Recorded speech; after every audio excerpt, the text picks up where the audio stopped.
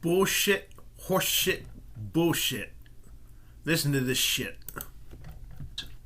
Show of hands if you're married in the audience. Show of hands. Okay, very few. Stupid. Okay. Stupid! We got cameras on the audience.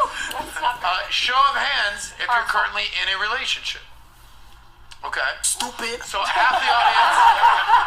Show of hands if you're single. Okay. Oh. My relate. Okay.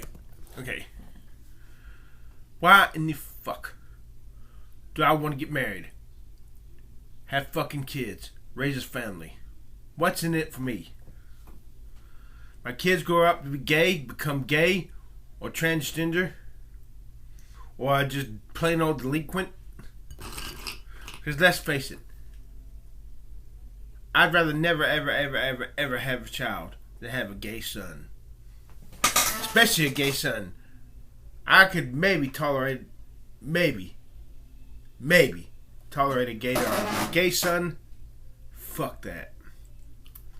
That nasty. It's dangerous. Not why in the hell do I want to have a kid? Only so he can die and burn in hell forever, never. So that's what's happening to most kids today. If you have kids today, you're just pouring living gasoline into the fires of hell. That's all you're doing. Why in the fuck do I want a goddamn wife or girlfriend who will cheat on me one day, or divorce me, or split up with me one day? I'm happy being single. Like Natasha Bedingfield. I'm single. Oh, God, I curse God if I can't sing. I'm single.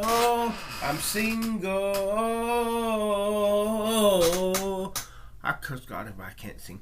I'm single. I want to go. All I want from the opposite sex is for those top-notch girls to think I'm good looking and want to talk to me. Yeah, come over and talk. Would you talk? I want the friend zone, but only because they think I'm good looking. You see? Then I can go home. I can talk to any goddamn girl I want, and I want the female so I can measure the forms and see mine to be longer. Everything else, that's the red pill too, bitch. Love, no such animal. Couples stay together just as long as each one strokes each other's private parts and makes them feel good. And then when the kid comes on the way, you got the baggage. You can't concentrate on making each other feel good anymore. You ought to raise that brat, who 9 times out of 10, he may get lucky, or blessed by God, however you see it, and will get a nice, godly, well-grounded, smart, loving, kind son or daughter. But chances are you're going to get a delinquent. You're going to get somebody who rebels. You're going to get someone who turns into a snotty attitude, unloving. Especially in today's society, you're going to probably end up with a gay son or daughter with a homo or lesbian. No homo, bitch. I wish I could ask God what the fuck causes homosexuality. If God hates it so much, why in the fuck does he? Why in this fuck are so many people turning queer? I'm talking about. I know a guy, Garrett Sutherland. He was raised in a Christian home with 2 fine, born-again, blood-washed children of God. Gary and Mary Sutherland. They took him to church every time the doors were open. They loved on him. Yet today, he's as queer as a football bat. Queer as a $3 bill. What the fuck happened? I tell you what happened. He He was kind of chubby. He probably got so hurt by the females, no female would ever notice his fat ass. And so he had to take what he could get. What the fuck? What about people who say they're born gay? Well, Freud said every one of us were born with both homosexual and heterosexual tendencies. But we gravitate towards heterosexuality when we see our mom and dad, the way they act together.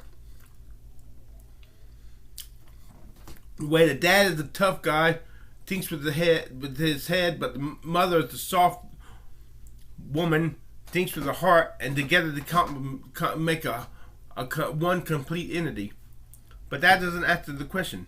There are many people who were raised in such homes that they turned queer as a football bat. What the fuck happened? What the fuck happened? What the fuck happened? I tell you something. If I was queer, and I truly thought I was born that way, I'd be cursing God day and night for making me this way, only so He could condemn me. Let me tell you something. Sex is the closest thing to feeling spiritual you'll ever get. Nothing can make you feel as spiritual as sex does. And when God tells you, no, you can't have sex, you're queer. Let me tell you something. There's no point in living if you can't have the ecstasy of climax. No fucking point. You might as well put... My friend Jason Birch said back in 1990, he said, quote, if I ever got castrated, it'd be Magnum 357 time. Because if you can't feel the ecstasy of climax, why live? Even if you do got Jesus in your life. You can't see Jesus, you have to have faith. But you can damn sure feel that ecstasy. Woo-wee! You can damn sure see those top-notch girls.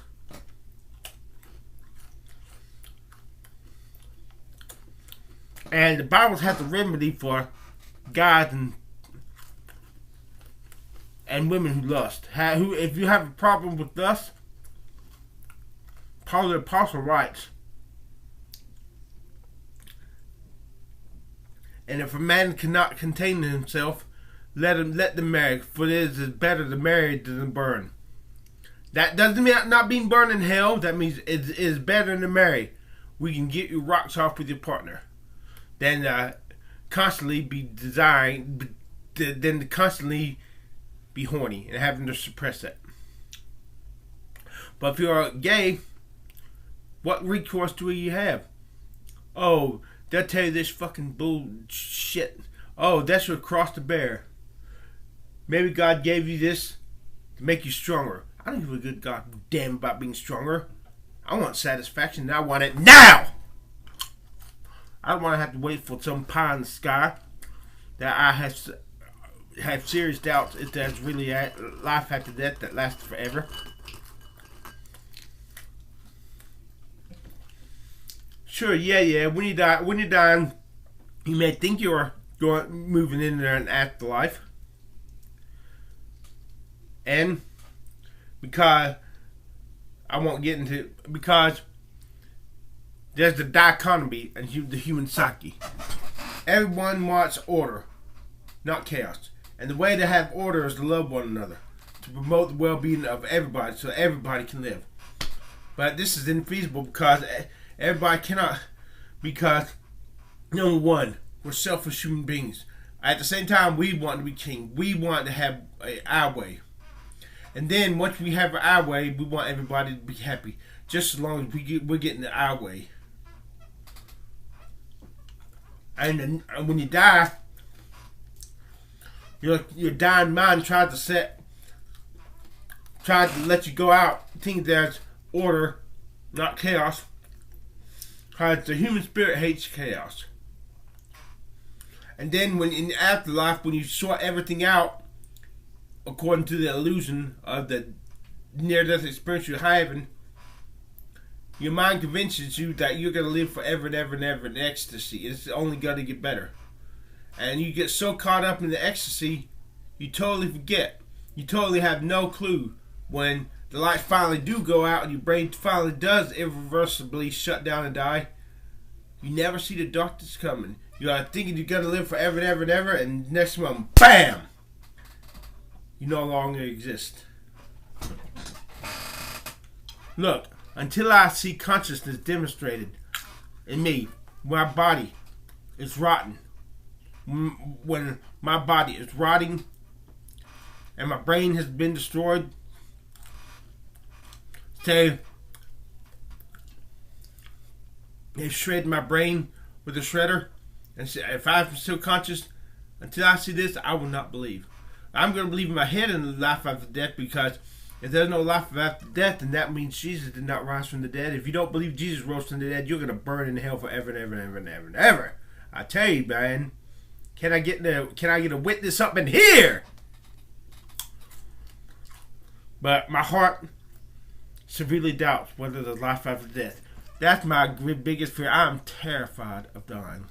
I'm terrified that death is at the end. I'm terrified I'm having a blissful near-death experience of the thought that it's just going to be an illusion to make me think that I'm going to live forever and ever and ever, so that I can easily transition into nothingness. And fuck this and fuck that and fuck you too if you don't watch this goddamn video. Son of a bitch. Shit.